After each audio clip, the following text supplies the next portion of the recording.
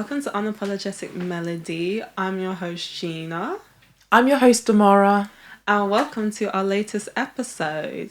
So, for this episode, we're going to be doing, because the Grammys are coming up very, very soon, and we haven't had a chance to weigh in on our Grammy predictions 2024. So we're going to give you guys a quick breakdown of our Grammy predictions. And then next, we're going to be talking about what happened to to artists' performing ability. So let's get into it. So, for our quick review of the Grammys, we're going to start by doing the biggest sections, for example, Album of the Year, Artist of the Year, and Song of the Year. And then we're going to go into the categories of hip hop, R&B, and African music. We do not have time to do every single category, or else we'll be here for 3 hours. So we're just going to do the sections that we want to do. So that's how we're going to start. So let's get into our Grammy predictions 2024. Okay, so record of the year, Billie Eilish, What I Was Made For from the motion picture Barbie. Boy Genius, Not Strong Enough. Jon Batiste, Worship. Miley Cyrus, Flowers. Olivia Rodrigo, Vampire. SZA, Kill Bill. Taylor Swift, Anti-Hero. Victoria Monet, On My Mama. I'm calling it. Taylor Swift is going to get this. Who it should go to is SZA, but I'm going to keep it buck. We all know that the Grammys like to favour, well, obviously we as black people and black women, we like to know that we all know that the Grammys be favouring white people to win their big categories, and then they like to put black people in racially marked categories. So I feel like the Grammys are going to play in SZA's face and make her lose all of the big categories and then put her in all of the racially marked R&B categories. We'll see. We're going to get into that because some of those R&B categories come up, so we'll see. But yeah, Taylor Swift. I think yes. Taylor. If we look at the odds, because Taylor, I don't even know how many Grammys she's got. She's won it. She always wins her category, so I'm gonna give it to Taylor. All right. Album of the year: Boy Genius, The Record. Janelle Monáe, Age of Pleasure. Jon Batiste, World Music Radio. Lana Del Rey, Did You Know There's a Tunnel Under the Ocean? Boulevard, I can't pronounce stuff, I'm sorry guys. Miley Cyrus, Endless Summer Vacation. Olivia Rodrigo, Guts. SZA, SOS. Taylor Swift, Midnight. I'm going Taylor Swift again.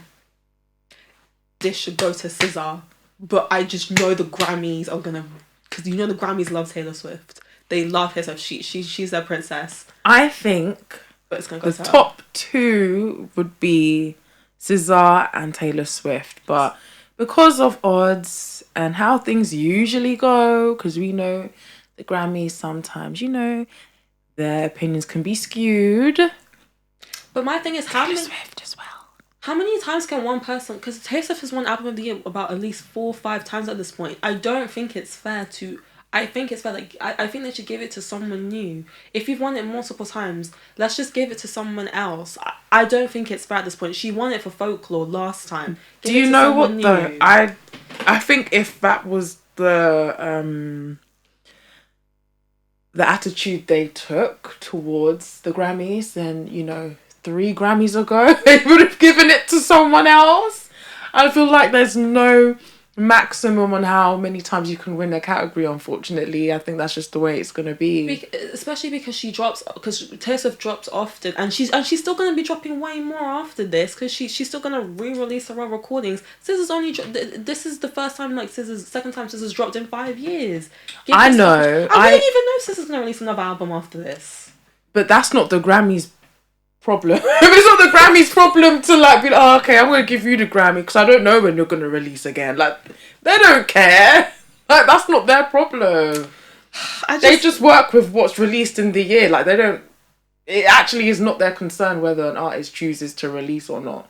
They're just giving the accolades to what is hot that year. Or what they've been persuaded to say is the best song of the year. Or who they like, or who are their favourites. But yeah, SZA should get this, but let's just be honest with ourselves. It's probably great album though. That's not to... I think SZA should win, but... I mean, that's a good album, but... we know how it goes. The odds say Taylor.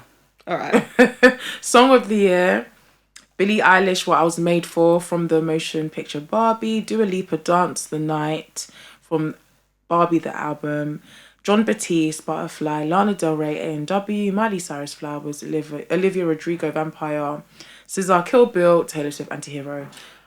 I'm gonna say who I think should win is Miley Cyrus, Flowers, but who I think will win is Taylor Swift again. Taylor. But I think Miley Cyrus should win for Flowers because Flowers is actually a really well written song. Do you know what? In this category, I think Kill Bill is a great song. It is a good song. I also really like What I Was Made For. I really love that song. But that's my own personal favourite, but that's not to say it's going to win. I think Taylor Swift is going to win, but... That's the thing, like... Where's this girl started singing? I love that song. Who do you think should win or will win? Because the Grammys are so unpredictable. That's the thing, I can't... Oh, next category, okay. Best New Artist. Coco Jones, Gracie Abrams, Fred again, Ice Spice, Jelly Roll, Noah Khan. I'm so sorry if I pronounced that one wrong. Victoria Monet, Warren Treaty. See, Damara knew to look at me because I've been having a thing about this. Who do we think is going to win? I think this is Ice Spice's category. I'm going to get very controversial. I don't think Ice Spice should win for Best New Artist. I like Ice Spice as a person. I think she's really cool and funny. But you lot want me to sit here and say that she deserves to win a Grammy Award-winning artist? No. I'm sorry. I'm not going to do it, boo-boo. I'm not doing it. I think the winner should be Victoria Monet or Coco Jones. And I agree. However, I have this feeling. I don't know what this feeling is. I don't know why there's this feeling. I just feel like Ice Spice is going to win. Ice Spice has played the game so well. Her hooking up with Taylor Swift. And you know that's a critical darling with the Grammys. Ice Spice has played this game so well. But I cannot sit here in good consciousness knowing myself and be like, I think she's going to take it, should get a Grammy. She probably will. I don't think she should. Do you know what? I like her. I can like her, but be like, I just don't think that you should get a Grammy. I feel like... Do you know what? I'm going to rescind what I said. I don't think Ice Spice is going to take this category. I think there's another category that is going to come out that she'll take. I don't know. I have faith. I have faith in what is right and morality. Did you hear what she said? No, I she said what is right and immorality. No, not immorality and morality. I have faith in morality and what was the other thing? Amorality. Morality and what was the first thing I said? I have faith in morality and there was something else. I didn't get that second part. I thought it was all one sentence. No. What is right? I said I have faith in what is right and morality. What is right is Coco Jones and Victoria Monet. That is right. I'm sorry, but I have faith. You can't say that. You thought I was feeling you much. Like, you want me to say that's a Grammy Award-winning artist? She's done well. I think she has done. I'm not taking away her year. No, I'm saying I'm not taking away her year. I do think it's right to reward the people that truly, truly deserve it. Because I was going to say, I can like Ice Spice and I can acknowledge she's had a great year and done successful things. Her. But there is a difference between me saying that and I do like Ice Spice. Because you lot don't get me thinking that I hate Ice Spice. But there is a different level to saying Grammy Award-winning artist. Like, for example, I think that Megan Thee Stallion absolutely deserved Best New Artist in 2020. Yeah, 1000%. I'm not even going to dispute that. Yeah. But...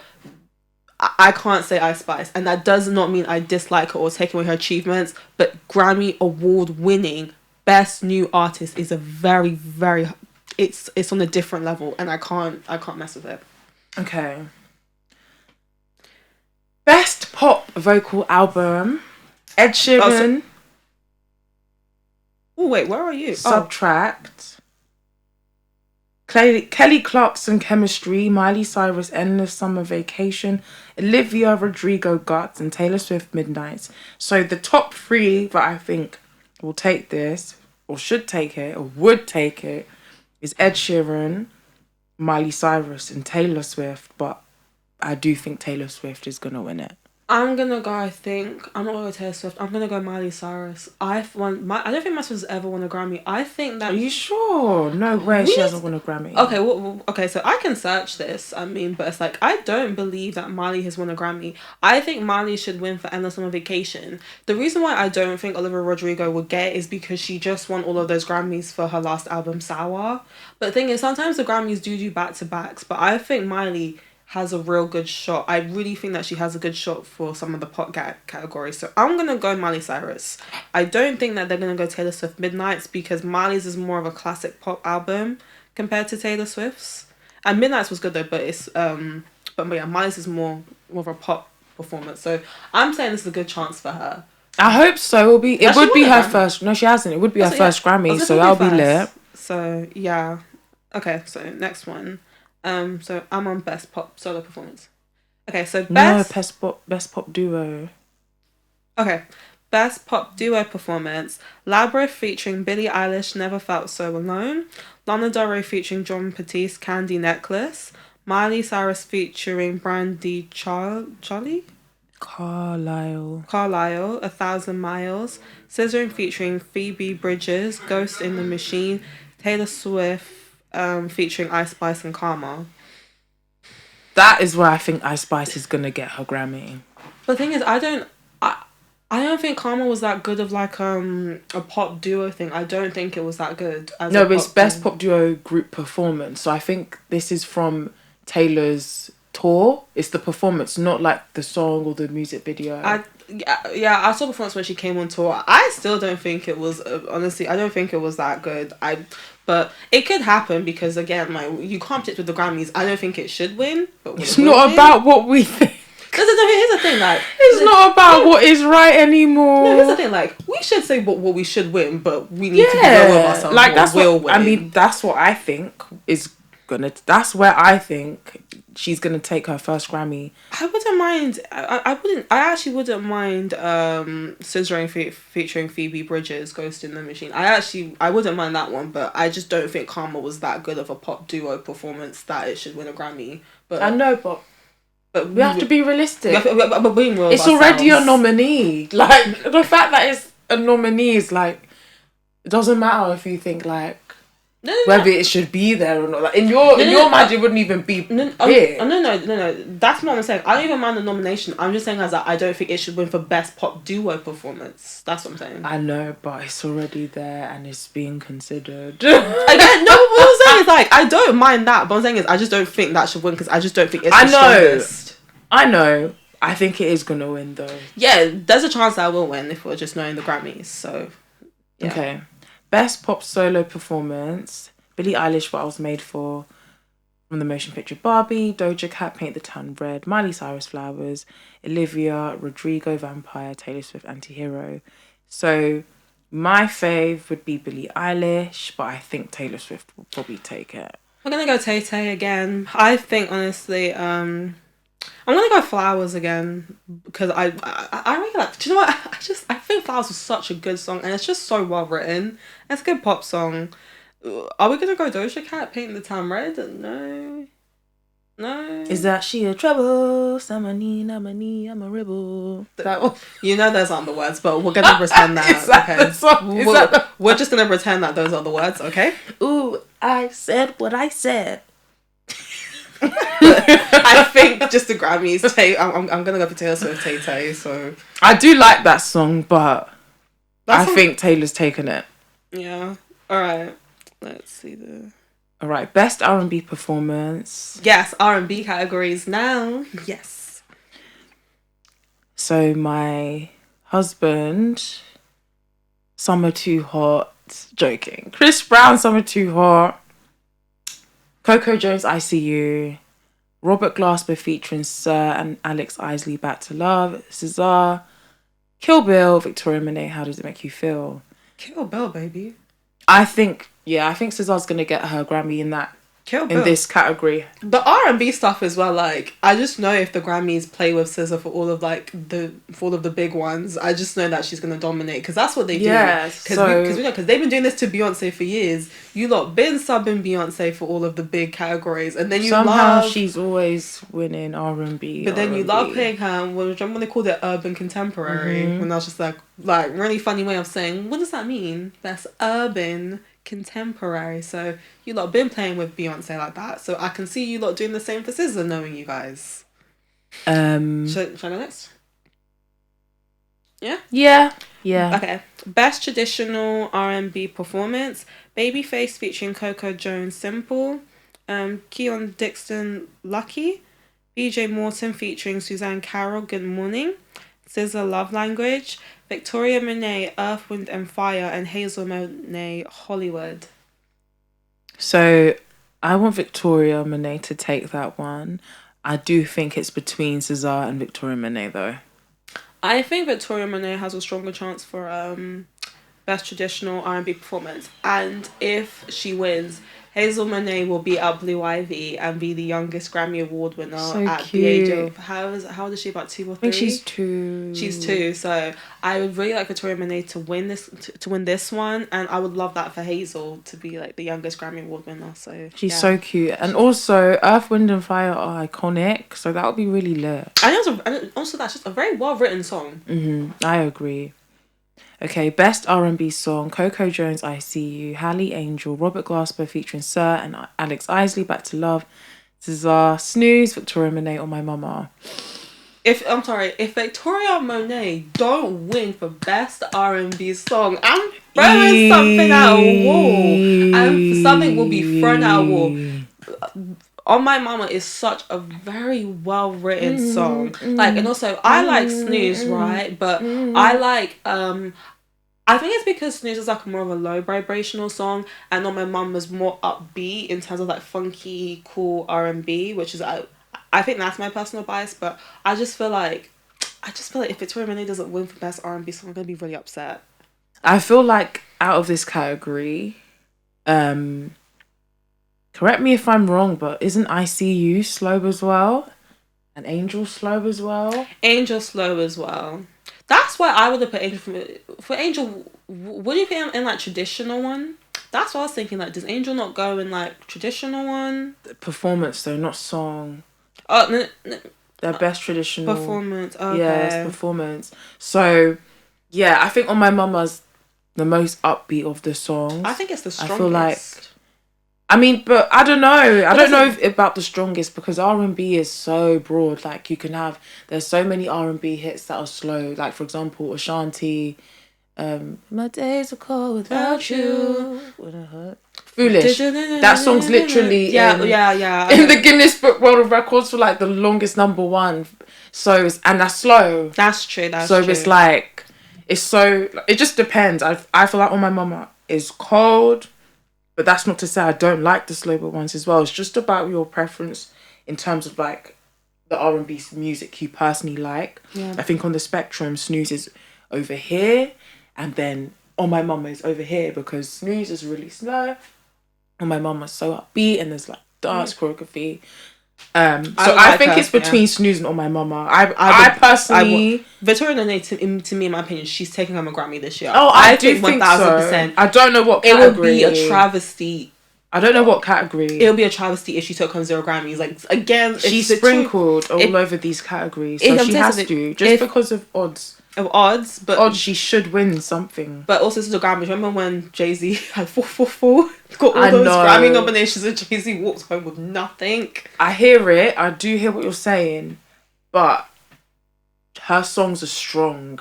Like, strong. Like, I've mentioned her, like, it's between her and someone else. Like, I don't know. It's strong. Travesty if she don't win nothing. I like On My Mama. That's my favourite song in this category. But if SZA did win with Snooze, I'm not losing sleep. Like, I get why it won. I wouldn't hate it. Okay. Best progressive R&B album. What? So, sorry. Let me start again. Best progressive R&B album. Diddy, the Love album, Off the Grid. Terrace Martin and James Fauntleroy, Nova. Janelle Monáe, The Age of Pleasure. 𝐒𝑍𝑎, SOS, and Black, Since I Have a Lover. So the reason why I laughed was because of the person that I said first in this category, which was Diddy. Diddy is not winning nothing this year. I'm sorry. Diddy's not winning anything. If Diddy is smart, he shouldn't even attend the Grammys this year. I'm very surprised that I think he's still a nominee. I think this was before the I know, allegations but I'm came pretty out. sure the Grammys can come on. I think The Grammys can remove people. The thing is, I think he'd have to be convicted. I think because he hasn't been convicted of anything. Like, I think if he was convicted, they would rescind it. But I think as of now, they're still just allegations. I know. They can't rescind it. But Diddy should just not even come to the Grammys. They can do what they want. Yeah, the Grammys have been doing what they want to do. I'm just literally. And plus, Diddy's got I'm friends, surprised. Man, a lot of I'm friends on that board. Because of how, the stuff about Diddy was received, I'm just surprised that he's still, being welcomed in these spaces, because for what you tell me all the time, he's cancelled. So that's why I was like, oh, Diddy's here, okay. But we agree that he should not attend, right? If it was me, I would get Takeaway. For my favourite movie, get some wine. Just watch the Grammys from home. I wouldn't even watch it. Personally, I would not watch it. And, if I win, my assistant will call me and be like, yo, you got the Grammy. But last thing about Diddy, it's bad when a women's activist group is trying to actively get you out of the Grammys. There you go. So I personally, I wouldn't go. Maybe people might even throw stuff on him. You know how people crazy, they throw eggs and stuff at you, or acrylic paint on your designer suit. Acrylic don't come out. So I personally would stay at home. But yes, I think this category, and this is where my sis might take it, 𝐒𝑍𝑎. Okay, I think it's probably going to go to 𝐒𝑍𝑎. Who I think it should go to is actually Victoria Monet for Age of Pleasure. No, she's not in it. Oh, Janelle Monáe. Sorry, Janelle. Why do I keep saying Victoria Monet? Janelle Monáe, Age of Pleasure, I think should get it, but I feel like 𝐒𝑍𝑎 will get it because I'm looking at the word progressive. With Janelle Monáe, there's so many talks about queer pleasure and queer themes, that especially exploring Black queer sexuality. I think that's where it's so progressive in that terms of sense. But I don't know if the voting board is going to see it that way. So I think they will just go 𝐒𝑍𝑎. So before we move on, you see how I agree with you, because as I'm looking, I believe that that's the only album that 𝐒𝑍𝑎's in. So it's the whole snub cycle thing. Why is she not in? Because 𝐒𝑍𝑎's not in, even though SOS could be considered as a pop album because it did so well, was very popular, she's not in that category. So it's because she's not in that category, cool, we'll reward her in the coded category that you mentioned, which was the R&B group one. That's why I think she's gonna win.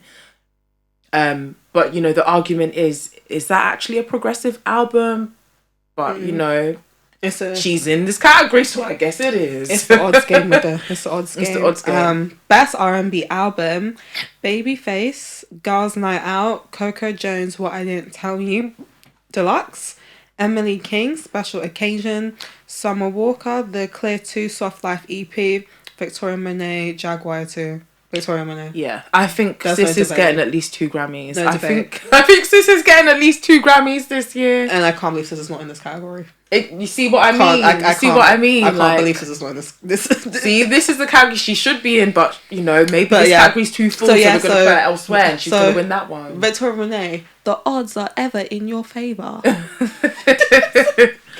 Sis is going to get at least 2 Grammys this year. I said it. And I can't wait. If she actually does, I hope she sees this. We love you. Okay, best rap performance category. So Baby Keem featuring Kendrick Lamar, The Hillbillies, Black Thought, Love Letter, Coi Leray Players, Drake and 21 Savage, Rich Flex, Killer Mike featuring Andre 3000, Future and Erin Allen Kane, Scientists and Engineers. I believe that's going to 21. Can you do something for me? Drake and 21 Savage. I think they're going to win this one. I think that's the popular one. Yeah. Okay, do you want to do the next one? Yeah. Best melodic rap performance: Burna Boy featuring 21 Savage, Sitting on Top of the World, Doja Cat, Attention. Drake and 21 Savage, Spin About You. Lil Durk featuring J. Cole, All My Life, SZA Low. This one's actually kind of a hard category. I think it's going to. I'm gonna go Drake and 21 Savage. Same. Because I feel like I feel like sometimes if they're not sure, they just go for the most popular. So I can see the Grammy committee saying we don't know who's gonna win, so we're just gonna go Drake and 21 Savage. I do think it's between All My Life, Lil Durk, and J. Cole. That's a really good song. Exactly. You know what is right. You know what is right. Has J. Cole, All My Life. Has J. Cole won a Grammy? We can look it up. I was gonna say because I don't know because I hope he has. I was gonna say because this is also a travesty if J. Cole's never won a Grammy. So I would. If not, I would like J, because All My Life is not even a bad song, by the way. It's a great beautiful song. It's a beautiful song. The song. message is beautiful. Oh, he has. Okay, that's good. I was going to say, if he hasn't, I was like, oh, why would the Grammys do this? Okay, let's do the next one. I don't want to get, like, too distracted by this. Best? Okay, so that's one. Okay. Oh, only one Grammy. That's crazy.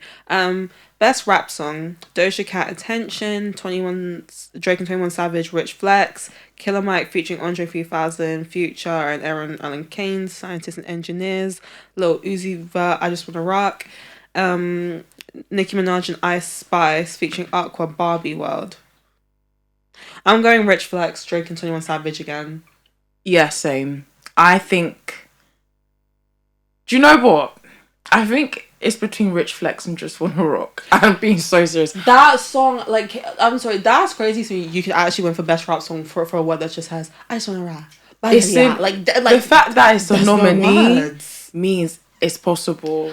So you got that. Do you know what? It's already gone too far. I don't take the nominations as much seriously because, like, the thing is, when Justin Bieber got a Grammy nomination for Yummy, I was like, this is just how I know that I'm not taking some of this stuff seriously. No, like, but it doesn't matter. Yummy got a Grammy nomination? Yeah, but I actually thought I like that song. What's wrong with Yummy? I hate that song. What's wrong with Yummy? I like that song. Girl, you go like yeah, that's the chorus. Yeah. That's the chorus. If you're being, let's be serious, please. That's the chorus. That's not. He didn't say yummy, yummy for 3 minutes. It's the chorus. Right. That's at this point. That's a hundred to me because I actually even remember most of that song. But there's definitely verses. But anyway, yeah, the fact that it's a nominee means it's possible. Like, so many songs were submitted and did not make the cut, and Just Wanna Rock did. Probably because it did so well with streams and stuff. I would prefer... And charted well. I would prefer a song to win that had more of something I to understand say, what you're rather saying. than just a dance jersey thing. I mean, no. I take out the jersey stuff. The J stuff is fine, but I just rather have a song that had more actual rapping in it. I understand what you're saying, but remember, this is the Grammys. What makes the nominees is not just about the lyrical deepness. It's about how well the song did, the impact the song is, and that was that song. And it's the consumer problem again. Why did the song do well? Because we made it do well. If we didn't want the song to be noticed by the Grammys, we shouldn't have made it go viral then. That's true. Best rap album: Drake and 21 Savage, Her Loss. Killer Mike, Michael, Metro Boomin, Heroes and Villains. Nas, King's Disease 3. Travis Scott, Utopia. Metro Boomin has won that one, I believe. Stand on it.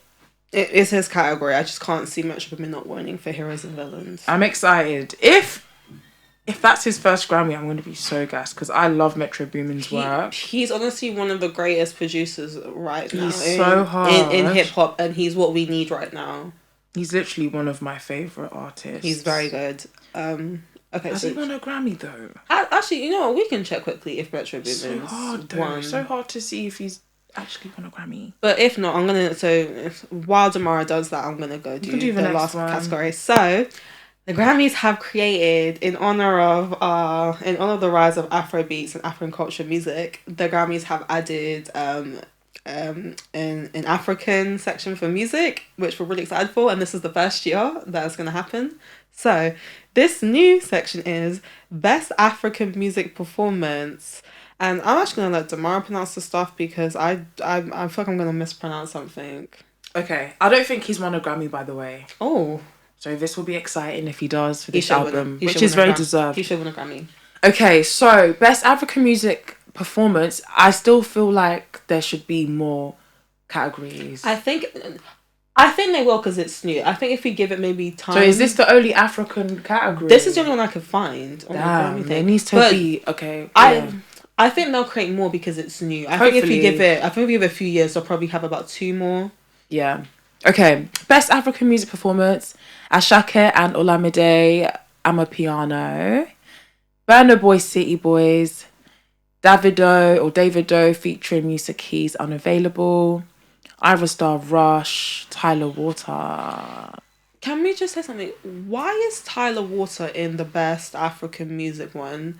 Water is not an African song. Water is a pop song. And you lot just put her in there because she's African. It's the coded thing you were talking about earlier. I think Water's actually pop. What is pop? It's not African. Like, what? Why you lot do this every time? Like, every time it's like you see a black person, and then the minute that they make a song, you put them in R&B because they or urban because they're black, even though they can sing a country song. What? I like Tyler. I love Water, but it's a pop song. It's not African, and we're Nigerian. We know what our Afro beats sound like. Yeah, even if like say, for whatever reason it couldn't be put in the pop category, then R&B at least something. But R&B at least. But let's get into who you think is gonna win. I think Davido's got this one. Unavailable. That song's done amazing. The thing is, I want to know the people who are actually on these boards. Because the committee changes per section. It's not the same person, right? There are different people with different specialties. So this is a new section. I want to know, like, are these Americans or are these like Africans who are on these boards especially for this section? So I just want to know for myself. I would kill to know who is on that committee board, especially for this section. If it's Americans, then I'm very that to me is very like that is gentrification at this point. If there's Americans on that section, there should be majority Africans on this section. Hopefully, but we'll never know. But yeah, Davido Unavailable, and then this will be his first Grammy. Yeah. I didn't actually know. I don't know because I don't know if he's one for like the international sections or something. But I think final point is that because I think we're done with the categories now. I'm so happy. He's got one. Oh, that's good. I'm so happy that Afrobeats and our culture is being so recognised to the point that we're adding. We're in the Grammys. Oh no, he hasn't got a Grammy. He hasn't. So hopefully this will be his first Grammy. But yeah, shout out to like Afrobeats and the culture for making such an impact, especially for the past year, that it's become so global that even the Grammys are recognizing our culture. I think it's an amazing thing for Ghana, Nigeria, everyone from Africa, Uganda, Zimbabwe, like Zambia, everywhere. Like shout out to Africa. Is just we're on the map, baby. We taking over, baby. But hopefully as well the Grammys actually get the categories right, because I think performance. I'm cynical. Best global music performance. Best global. I think we should just have. I don't understand all these best categories. African album. Like, why? That's what I'm saying is why can't we have best album? I don't know. Best African song. Like the same categories. I think it will happen. I think if we give it a few years, I think as Afrobeats gets popular, I think it will grow. So I think this is the first year. It's not the first year that an African artist has won. Yeah, Burna Boy but win. Yeah, he has won a Grammy. It's like the first year of like a category just pertaining to Africa. But I don't know who does it, why it's done like that. But yeah, so we hope to be either really right, or then we're going to come back here after the Grammys and be like, well, look how off we were. And then this will either be a joyous occasion or something's being thrown against the wall, or it'll be a mix of both. Hopefully, yeah, we're more right than wrong. Yeah, and this was our Grammy Predictions 2024. So, onto our next category. Well, onto our next category. What am I talking about? Onto our next topic. We're going to have a conversation about celebrities in this day and age and what happened to the art of performance abilities as it pertains to artists now in 2024. So, do you want to just give your initial thoughts? I feel like as a consumer, we have lowered the bar to what makes a great performance. And I said great specifically, not good or okay. Like, we've lowered the bar to what we believe is like amazing in terms of live performances, I would say. I feel like tomorrow sugarcoating it the way I would say it. Okay. Here's how Gina would put it. We have lowered our expectations and we've allowed a lot of mediocrity to come into the music industry, and it's massively affected why a lot of artists nowadays cannot perform very well. And I'm just going, I put it in the blunt way. Yeah, I think a part of the problem is to do with the era that we're in now, which is the whole microwave popcorn society, where people can blow up overnight now. The people that blow up overnight, they're thrust into the limelight. They're thrust into opportunities. They're thrust into the live shows. They're thrust into the tours. So there's the time to like practice and prepare isn't there anymore. What usually happens as well is, you know, an artist might do really well. Then they sign a deal. Then they have to now, you know, work. Like when I say work is in do the live shows, all of this. Da, da, da, da, da, da. If the label's like, no, we need to put you in artist development. You need time. You need to practice. They're losing money. They don't care. They don't care. They know people are still going to go to the show. In terms of legacy, they don't care about your legacy. They'll watch you ruin it just as long as you've attended the show and they're getting their bread. So I think that's part of the problem. A lot of the mediocre artists or mediocre performances, they're linked to newer artists, I would say. I would say the artists that have been in the game for longer, they're absolutely not putting on a poor performance because they started out in a time where you're not getting into rooms if you can't perform live. No one's going to your show. You're not even getting booked overseas if you can't perform. Literally, in the 90s, we used to have, in the early 2000s, do you know what I'm going to say? It's even the late 2010s. Sorry, not late 2010s. Early 2010s. Early 2010s, like when Lady Gaga came on the scene. Justin Bieber. We used to have this precious little Katy thing. Katy Perry, Justin Bieber. We used to have this little thing that we like to call artist development boot camps, where an artist, before they would get ready for about 6 months to 1 year, they would be in boot camps and actually learn how to perform and practice their craft before they get on the stage. Recently, between the mid 2010s, we have seen the erosion of artist development and artist development boot camps, where artists are now getting thrust into the spotlight. And then we're now seeing that because they're not being well prepared for being thrust in that kind of fame, it's coming out in their performances. An example of an artist who's been criticised recently, well, for the lackluster performances is Sweetie. Sweetie has received a lot of criticism for a few public performances that she's had. There's been some at SNL. There's been an instance where, was it the Jake Paul Fight Club during Sweetie was performing, then she got heavily criticised. She did say that she went to an artist development boot camp. For me, and for me personally, she has improved, but I view it as you've gone from very bad to mediocre. Do you know, with that being said though, and I like Sweetie, by the way, so I do like Sweetie, but I can be honest and be constructive and still like someone. Yeah, I love Sweetie. I do, she's great. That's my girl, July baby, ow. And I have seen her live, and I stand on it. Her live performance was actually really, really good. I think what's happened is we've started comparing her. I don't know. I feel like she had a really good start to her career. She did. And I think people kind of envisioned her to be this global icon. She wants to be a global icon. Yeah, I know. Of course, any artist would want to be that. So the people have to believe it too.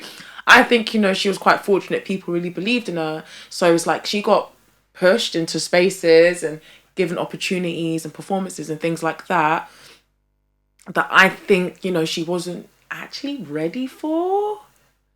Might have come a bit too early in the career. And you know, also as well, when you get put on certain stages, you do have to elevate your performance. So like I saw her in Wireless, like people come out to Wireless late. People come out to Wireless with no dancers, nothing. You know what I mean? I've never been Wireless. So the bar to put on a good show in Wireless, especially when you're not on the main stage, is actually really easy. You just need to engage with the crowd, brock out a bit. Like, we're already lit. London Wireless, the crowd is lit. So to put on a good show, you don't actually need to do a lot. But obviously now she's getting into spaces where you do have to put on a good show, and I feel like that is where kind of, you know, things have gone murky. It's not clear because it's not clear, you know, it's the artist development. It's very evident that Sweetie's not good at full-on choreography. I think that's she can dance though. The thing is that, like, because you know what? Because when I'm watching like SNL and like the choreography performance, like for example, she was out of breath and she was struggling to keep in tune with the thingy, and when she was doing like breaking into full like blown choreography, it just wasn't looking right. So maybe it's figuring out, and through trial and error, figuring out, do I dial it back a bit, not go full out, because if that's not my strength, and that's okay. It's okay to figure out, okay.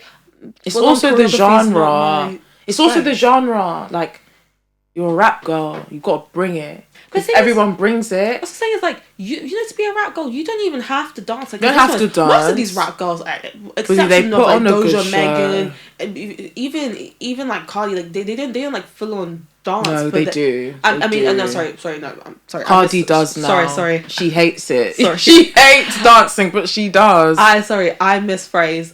Sorry, with the exception of those girls, the rest of the girls don't dance, but they have great energy, you know. So I was gonna say, so that's, I was like, even Lotto dances. I was gonna say, like, I think it's the pressure, because I think it's the pressure. I feel like it's the Mount Rushmore theory. Yeah, like, you have to do. Unfortunately, if you want to be considered as one of the greatest, you have to be able to do something on that stage. Now, I don't know if it's just popping booty, you know. I don't know what it is that you gotta do. Shaking ass, you know. And especially as well when you're a newer artist, you don't have the big budgets where you can distract me with like amazing visuals, and I'm gonna ignore the fact that you can't dance or you don't dance. When you first get on, you gotta do something. So I think that's what it is. But as well, you don't have to do hard choreo. Like, you can do soft choreo. You could do TikTok dances. Just do it. Like, if you do this, but I see that you've made an effort, like, and all your dancers are doing this together, like, it'll actually look cool. It's like cool. 40 men are doing all this. And, for example, someone who's improved after multiple criticism is Summer Walker. Like, Summer Walker, you know, someone was like, I have social anxiety. This is why I can't perform very, very well. And then we all got talented to be like, can you please... You gotta do something, or else we're not gonna see you. And Summer Walker, who's not dancing, but do you see that video of like her, like Tiana, like kind of showing her how to dance stuff? And I was like, that's it. Like, you know, it doesn't have to do all that rah rah, but you don't have to be Beyonce or Chris Brown or Michael Jackson. You don't like Mariah Carey isn't a dancer. She doesn't dance, but she just have dancers. If you can't dance, get dancers, and you just bring energy. Literally, like Lil Baby, I really want to see him live. Because like he brings out dancers, and the dancers are hard. Like, it's the energy. It's all about the energy. I just feel like it's just like, I think this is a really controversial opinion now. Mm-hmm. I think the erosion of gatekeepers in the industry has probably played a role. The problem is that when we had gatekeepers, a lot of their gatekeepers, I should say, were abusing their power when it came to artists, and a lot of them were exploiting their artists when it came to... What do you mean gatekeepers? You know, in the music industry, you had to go to people to be able to find, like, so you know, you had artists, there'll be A&Rs, there'll be scouts. Yeah. You had to go to people to be signed, and so those are the gatekeepers of, we decide who the talent is. Who's that. And now, because we have social media, it's the other way around. You don't need these people anymore. You can get your talent yourself. But I think that those people who are referred to as gatekeepers kept the standard level of talent. But those people also weren't the best people. Some of them were exploiting artists, put them through like really manipulative contracts. Some of them are doing shady stuff. But at the same time is that they also still kept the standard level of talent. And so I think with the erosion of gatekeepers, I felt like that's what's lowered the bar, because now anyone can just be famous. It's not like, oh, I have to see you. You have to prove yourself to be at a certain place. Do you get what I'm trying to say? With, like, no, I do. I do get what you're saying. Gone. I know, but like, it's a bit outdated. Like, yeah, it is. Like, those gatekeepers are gone now. Yeah. Like, it's like a double-edged sword. It is. Because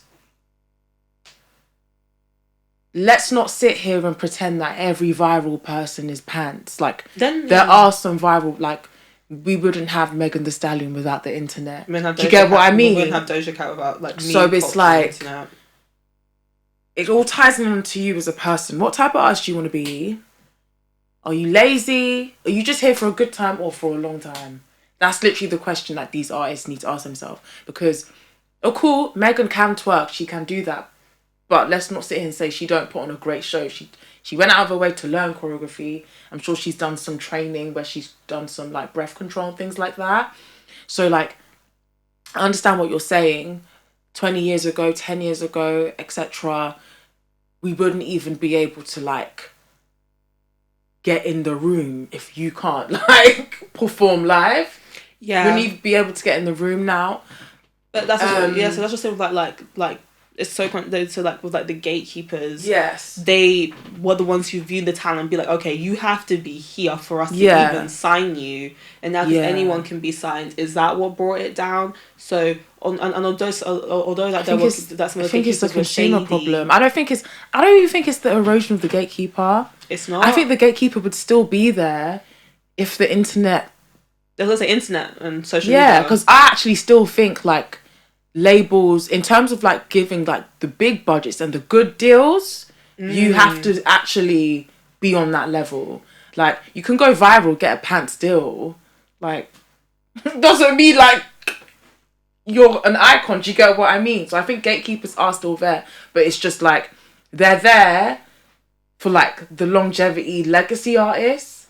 The artists that have their viral moment, they don't get the same deals as someone that they believe is the next Justin Bieber or the next Beyonce. Do you get what I mean? I get what you're saying. So they're all there, and they're the industry plants. Like, the artists that they discover from young, they hush, like, they give them everything. Then all of a sudden, they're in our faces every day. We're like, where did this person come from? But they're amazing. But where did they come from? That person's an industry plant. Yeah, like, so they're still there. It's just we're being distracted with all the viral people that are here today and gone tomorrow.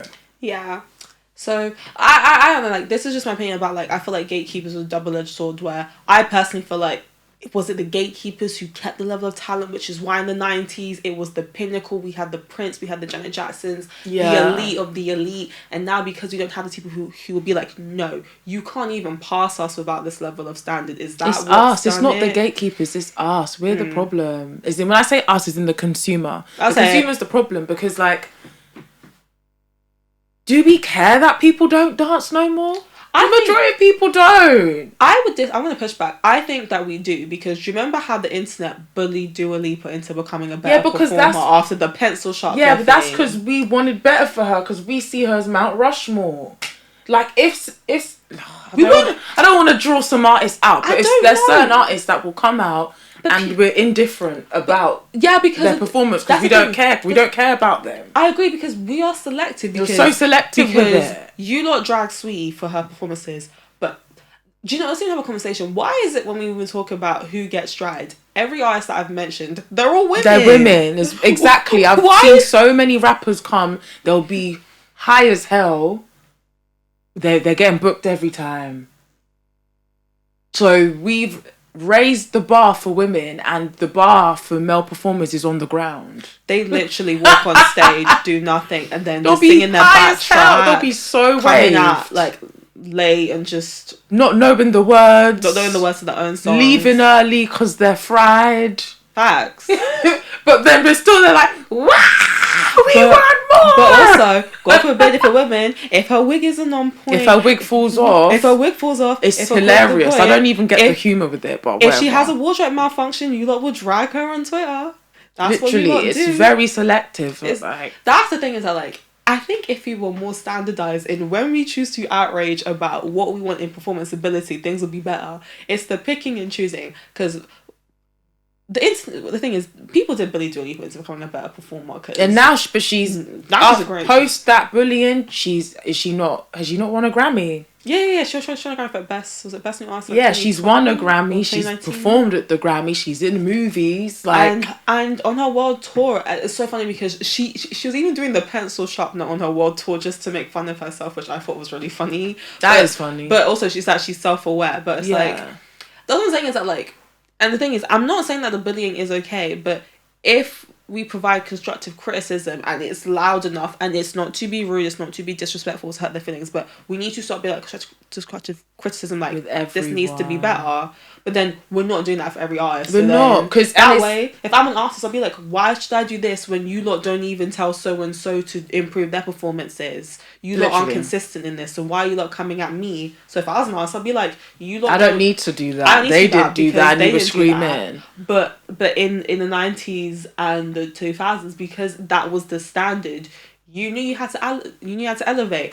Cassie, I remember she got dragged so hard for her. She really did for her performance about Me and You, and that I feel like also was one of the nails in. Obviously, there's other stuff too, but that was a real nail in her coffin because people did roast her for her live performances, and so that was it. Because the standard was so high, if you did not reach that standard, you were basically left out to dry.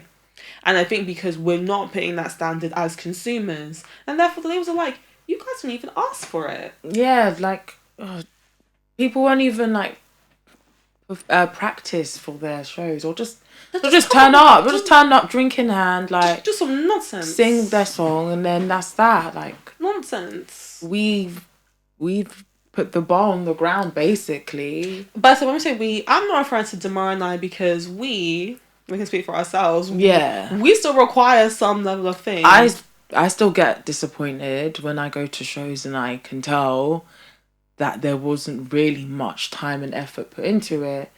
But like I said, I'm heavily biased because I love music. I love concerts. It's like my money I've spent. It's like, and also because what we're being charged for concerts and nowadays, like a lot of concert tickets are very expensive. So now I think it's more pressure for me to be like, if I'm gonna pay $150 for a ticket to see a celebrity, I need to see a very high performance level. Like, I'm not just gonna spend $150 in this economy on my money for anyone. I need to get my money's worth.